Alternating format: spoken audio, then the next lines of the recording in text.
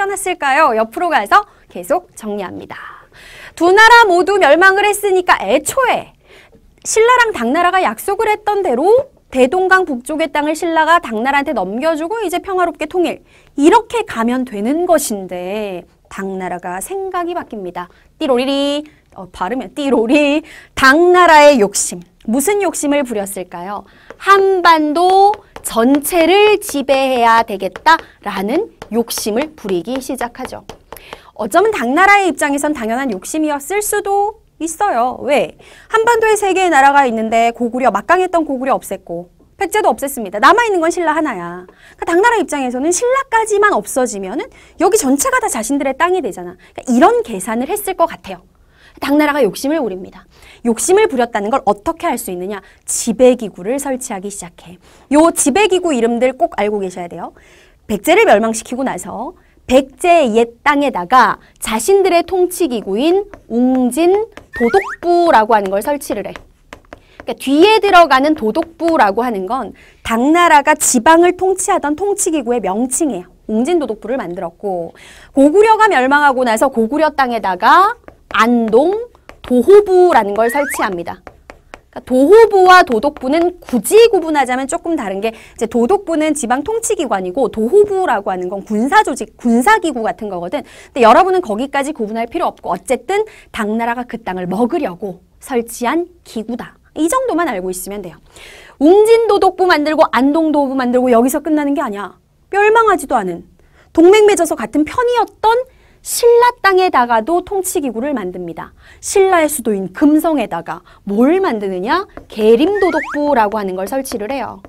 상황이 이쯤 되자 신라는 당나라 얘네들이 딴 생각을 하는구나 라는 걸 알았겠죠. 당연히 자연스럽게 신라와 당나라의 동맹은 깨졌을 것이고 이제 신라도 당나라에 견제를 하기 시작합니다. 그러면 이러한 당나라가 욕심을 부리는 상황에서 신라는 어떻게 대응을 하게 되느냐? 고구려 부흥운동을 지원해요. 이게 정말 웃긴 상황이죠. 그렇죠? 도대체 신라는 고구려랑 사이가 안 좋았는데 왜 고구려 부흥운동을 지원했을까요? 이유는 굉장히 생각보다 단순해요. 고구려라는 나라는 진짜 전투 잘하는 나라야. 용맹스러운 나라고 호기로운 나라예요. 과거에 수나라하고도 전쟁에서 승리한 경험이 있는 나라고 당나라하고도 전쟁에서 승리한 경험이 있는 나라죠. 신라의 계산에 고구려를 부흥시켜서 이들과 같이 당나라에 맞서 싸우는 게 자신들에게 훨씬 유리하다고 생각했던 거야. 그래서 앞에서 고구려 부흥운동 지원할 때 나왔던 인물 누구 있습니까? 안승, 고구려 부흥운동 할 때 안승 나왔잖아. 보장왕의 후손이라는. 이 안승을 왕으로 추대해서 지금의 전라북도에 가면 익산이라는 지역이 있거든요. 여기 과거의 이름이 금마저라는 곳이었는데 이 금마저에다가 안승을 왕으로 해서 보덕국이라는 나라를 만드는 걸 실제로 신라가 지원을 합니다. 이런 식으로 고구려를 통해서 당나라를 견제하려고도 했고 그리고 실제로 당나라 군대와 전쟁을 하기도 하죠. 백제의 수도였던 사비성 지역에 당나라 군대가 들어와서 주둔, 머무르고 있었는데 얘네들하고 싸워서 사비성에 있었던 당나라 군대를 몰아내기도 하죠. 자, 그러면서 이제 두 나라 사이에 본격적인 전쟁이 시작되는 거예요. 자, 신라와 당나라 사이에 엄청난 전쟁이 2번 일어납니다. 첫 번째가 바로 675년에 일어났었던 매소성 전투. 교과서에 싸움이라고 나와 있는데 싸움이냐 전투냐는 크게 중요하지 않다 그랬지? 선생님은 전투라고 그냥 표현하고 싶어요. 전투라고 하고 자, 매소성 전투. 그리고 다음 해 676년에 기벌포라는 지역에서 기벌포 전투가 일어났고 이 전투에서 신라가 당나라 군대를 크게 무찌름으로써 결국 당나라는 야 신라 그냥 냅두고 우리 돌아가자 해서 당나라 군대가 철수를 하게 되었고 그러면서 무엇이 이루어진 거야? 신라가 드디어 이러한 우여곡절을 거쳐 삼국을 통일하게 되었으니 삼국 통일이 이루어진 이 해가 언제다? 676년이었어요. 자, 신라의 삼국통일 순서입니다. 이따 수업의 마지막 부분에서 순서 다시 한번 정리해드리니까 걱정하지 마시고요. 자, 옆으로 가서 그렇다면 요 내용 마무리 한번 해보도록 할게요. 자, 중요한 내용 등장합니다. 과연 신라가 삼국통일을 한 것이 역사적으로는 어떻게 평가되고 있는지 지금부터 공부하는 내용은 서술형으로 엄청 잘 출제되는 거니까 서술형으로 쓸 수 있어야 된다 생각하고 들으시면 돼요. 먼저 첫 번째 좀 안타까운 얘기부터 하도록 할게요. 신라가 삼국 통일을 했어. 근데 좀 우리가 돌이켜보니 아쉬운 점이 있어요. 한계점이 뭐가 있느냐. 첫 번째, 한반도를 통일하는 과정에서 신라 혼자서 싸워서 노력한 게 아니라 외세의 도움을 받았죠. 여기서 말하는 외세는 누구예요? 당나라잖아. 외세의 도움을 받았다는 점이 좀 아쉽다. 찝찝하다. 이게 첫 번째 한계고, 다음 두 번째, 이게 정말 사실은 더 안타까운 것인데 무엇이냐.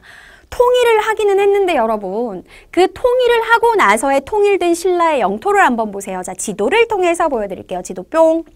자, 지도를 보시면 과거에 그 고구려가 저기 만주벌판 달려라 넓은 땅을 차지했었는데 고구려의 옛 땅은 전부 다 신라 땅이 되지 못했고, 서쪽으로는 대동강에서부터 동쪽으로는 원산만까지 요만큼밖에 차지를 못했죠. 그러니까 대동강 남쪽 지역만 차지했다. 요게 너무 안타까워요. 자, 대동강 이남 지역까지만 차지한 조금 영토상으로는 완전치 않은 통일이었다.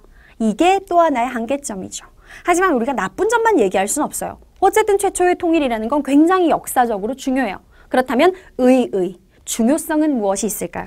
방금 말했다시피 우리 역사에서 등장한 민족 최초의 통일이에요. 드디어 하나로 통일됐다라는 거죠. 이걸 높이 평가할 만하고, 그리고 또 하나, 비록 초반에 당나라의 도움을 좀 받기는 했지만 나중에 신라가 당나라랑 싸울 때는요, 고구려 출신 사람들, 백제 출신 사람들이 신라랑 같이 편을 먹어서 당나라 군대를 몰아내기도 했단 말이에요. 그러니까 우리가 생각하는 우리 민족끼리 이제 편을 먹어서 적인 당나라를 상대로 싸우네? 이런 면에서는 굉장히 자주적인 성격을 가진 자주적 통일이라고 평가를 할 수도 있다.